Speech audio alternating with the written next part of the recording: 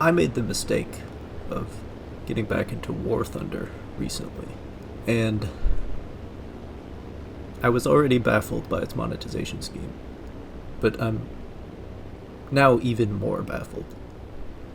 Literally, every part of the game is monetized, and they all feed off of each other in this circular black hole of money bullshit that it may have come from World of Tanks, because World of Tanks released 2 years beforehand.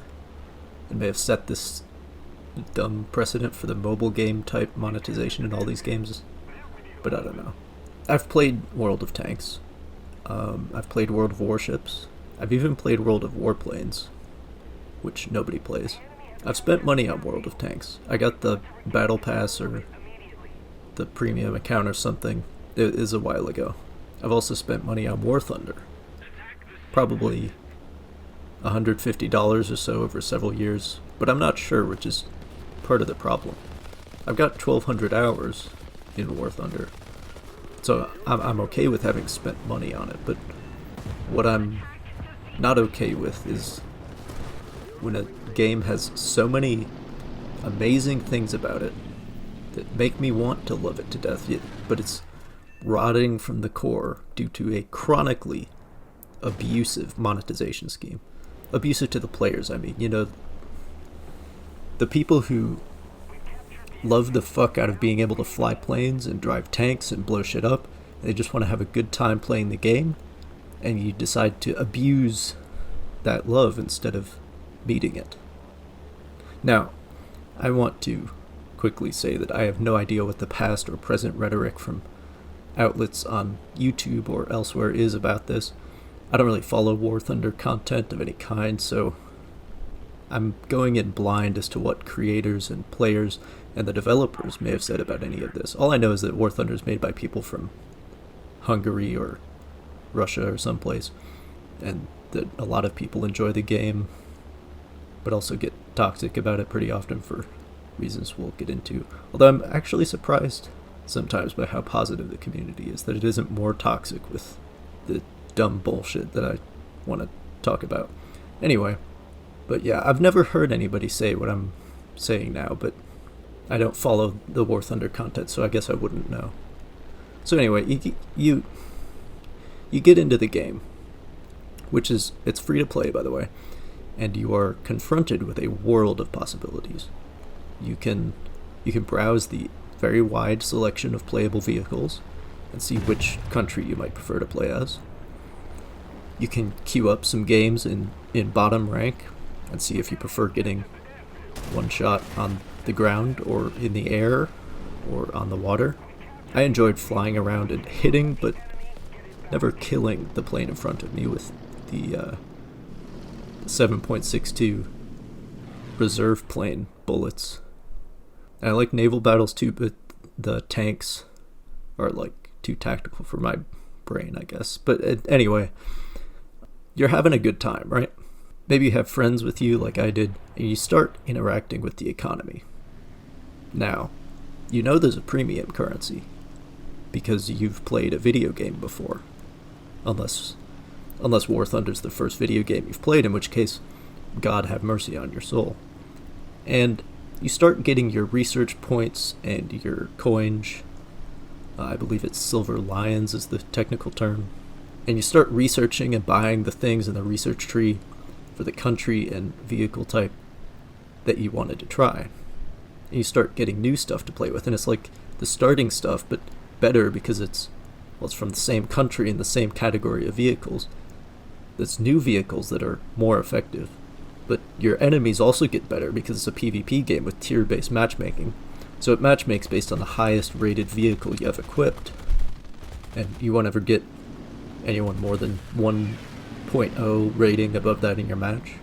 By the way, the decimals are just for show because everything is either 0.0, 0.3, or 0.7, so the battle rank is actually in thirds, which is a little weird, but the system is good. It keeps the noobs on the bunny hill, and if the vets want to play down there, they have to use the same shitty equipment, but then you have the high stakes playground as well. It's a good system as long as there are enough players of all the tiers to make it work, but as we all know, high-tier naval battles at 6 in the morning on a Tuesday.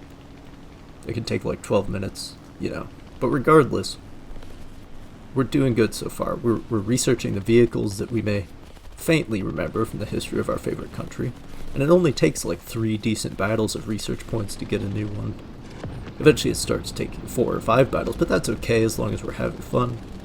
Meanwhile, we're learning the game systems, like how it has this semi-realistic armor penetration and critical hit locations deal, like it's Sniper Elite but with vehicles, and we're putting pin-up decals on the side of our tanks and planes and driving around with an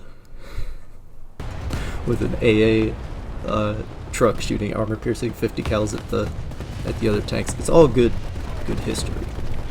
But as with every game, we start asking what's next. And we start looking way down the tech tree, and we see an F4 Phantom, and we get an erection. So we start grinding out the US Air Force tree as fast as we can. Now, see, I'm the type of completionist motherfucker who wants to have all the things, so I end up filling the tree from top to bottom with spades, which the spades mean you got all the modifications for that vehicle. And I'm having a grand old time, but there's a problem, and this problem is best described as the asymptote of progress. Now, I'm going to explain this carefully. This is kind of how the World of Tanks / warships / warplanes, World of X games hereafter. It's kind of how they work too. I don't know if their curve is the same because I haven't gotten that deep into them. But actions in a battle award varying quantities of research points and silver lions. So you get hits, assists, and kills, and you bomb shit, and the amount of research and currency that you get from a battle is based on your performance in the battle. And then if you win the battle, if your team wins the battle, you get an extra multiplier, and then if you have a premium account, you get another multiplier, which we'll come back to. Each vehicle also has a specific and it would seem completely arbitrary multiplier that applies to your rewards. Higher tier vehicles have higher multipliers, but you'll also notice that the Silver Lions multiplier is generally much lower than the research points one, which is important because I think the main way that Gaijin tries to throttle your progress is through the Silver Lions, but I'm getting ahead of myself. All the premium that is paid for with real money vehicles have another 2x multiplier on the Silver Lions. So inside the parentheses here is the normal amount, 100%, which is multiplied by the premium account bonus in gold, and then outside the parentheses is the specific vehicle multiplier and the premium vehicle bonus, again in gold. And then you've got consumable boosters on top of that sometimes, and who knows what else. So that's the arcane bullshit through which your rewards are calculated. But the reason the rewards matter is because they can pay for things. The main thing you'll be paying for is new vehicles, at least until the repair costs really start ramping up. But let's focus on the price of the vehicles. So I don't know if it's on purpose, but once you've researched or bought a vehicle, you can't see what it costs anymore. The only thing you can see is the crew training cost, which has a pretty linear relationship with the actual cost of the vehicle. That's the cost of putting one of your crews into a vehicle that they've never used before. But let's look at a relatively unmolested tree. Now you can see that the research and currency costs undergo a pretty steep climb, starting in the thousands and then climbing to the hundreds of thousands. But also note that the Silver Lions cost increases in proportion to the research point cost from about half. That is, Silver Lions are half of the research points at the low end of the tree, and they're 3 times as much of the research points at the high end of the tree. Meanwhile, the reward multipliers are doing a similar thing, but from 1/10 lions to research up to 1/2 lions to research. So the rewards and costs in terms of lions both go up by a factor of 5 or 6 in relation to research point rewards and costs. But that's all kind of complicated. Basically, the research point costs scale up by a factor of 100 in the length of the tree, but the research points you're actually getting as rewards to pay for those costs only scale up by a factor of about 2.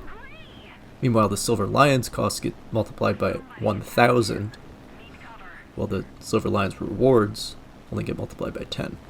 That's the big picture. But the modifications, the crew training costs, and repair costs, they all scale similarly. And, well, 2 of those only apply to Silver Lions. So again, that's where the throttle is.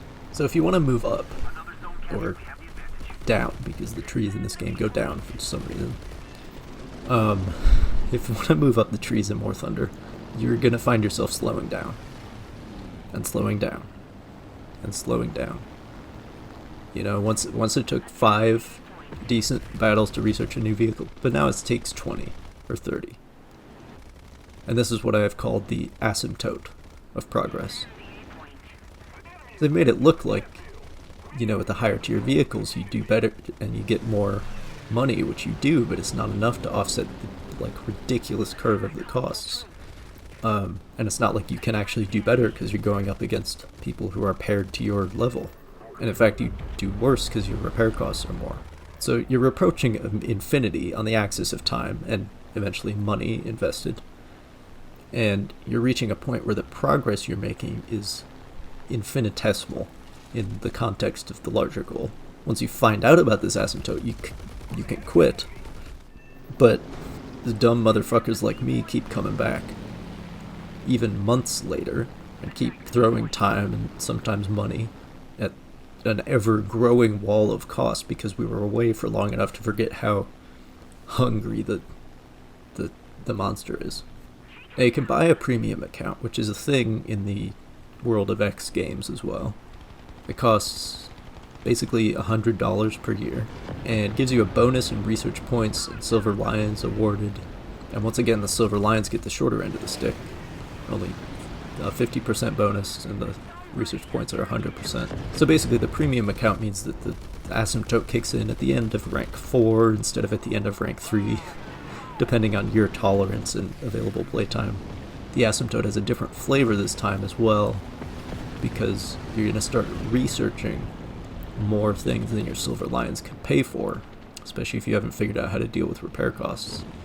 But that's a trick that this game likes, because it's like the convertible research points, where, I mean, they're research points that definitely belong to you because you earned them, even though you have to pay real money to be able to use them. But then you realize that if you do that, then in order to actually get the thing that you researched by paying real money, you either have to spend time grinding the coinage, or just spend more real money to get the fucking Silver Lions you need. And it's obviously this is an extreme example, but incidentally, the purchase and training costs for one rank 11.0 vehicle come in at approximately $20 real worth of Silver Lions, or I'm estimating 10 hours of your life if you can consistently get good battle results and don't spend the Lions anywhere else for 10 hours. So, what is that, a $2 per hour pay to skip? You can buy the premium battle pass as well. It's $12 for every 90 days. The battle pass is a recent addition, but that brings your yearly running costs, if you want all the things, to $148. The battle pass actually does have some decent Silver Lions rewards in the track, but progress is slow once again. And the bullshit with the small and the medium daily tasks and the special tasks and the Warbond shop, it's a reminder that somehow the developers expect you to put in at least 4 hours every day to make your monetary investment worthwhile. Like, just to do the dailies, you know? And this becomes very visible when there's like a special event and there's a reward track or something, and in order to finish it, you would probably have to play 8 hours a day for like every day of the event to finish the thing. So yeah. The real problem here is that the only thing time or money will ever accomplish is extending the limits of the asymptote and enhancing your personal investment. To me, it feels as though every arbitrary multiplier has been specifically curated by Gaijin using player statistics to create a specific formula of cost that draw players ever deeper into a web of monetization. This has adverse effects on the entire community that plays War Thunder. The knowledge that multiple kills will be needed simply to offset the repair cost of a vehicle is a key driver of toxicity. This excuse for an economy is, I believe, a strong contributor to the altitude spawn camping problem, the general toxicity, which, as I said before, is lower than you might think considering all this bullshit, and the hacking that may or may not exist. Gaijin has put the players against each other in a game that is less than zero-sum. It's a negative-sum game, because the house needs its cut, and the less skilled or non-cheating players have to pay for it. Now I have to say, once again, that I do not know what, if anything, any developers, players, or content creators may have said on this subject. I'm coming in from the outside blind, and I'm simply becoming more confused as to why this structure was ever deemed acceptable or was accepted. Perhaps I live in a bubble, the bubble of core gaming where we sneer at the ludicrosity of FIFA's Ultimate Team while we watch the less gaming-centered masses give EA their yearly check. Perhaps War Thunder and the World of X games have attracted a more casual audience that cares more about military history than they do about the unethical monetization practices that these games and mobile games seem to share. I am used to the free-to-play models exhibited by Warframe, Apex Legends, and others, where much of the in-game economy is isolated from real currency. The primary monetization is through voluntary cosmetics, and players happily give their money to the developers, not because the economy has backed them into a well-designed corner, but to show their appreciation and admiration for the work the developers have done for them. Perhaps this is too optimistic a vision to apply to our favorite games about the vehicles of military history, or perhaps I'm just bad at the game.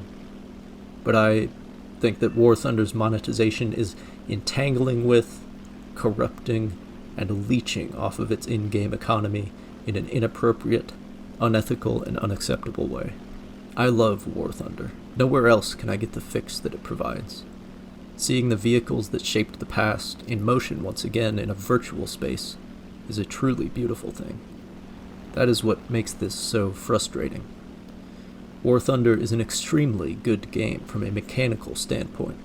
The sound design, vehicle modeling, and mission structure are all there. The engine is stable and the netcode is good most of the time. Players would pay to support such a game, whether they were backed into a corner or not. I may never stop playing War Thunder, but I cannot escape the corruption in its structure, a corruption that gradually crushes that human ambition that leads us to compete and play in the first place.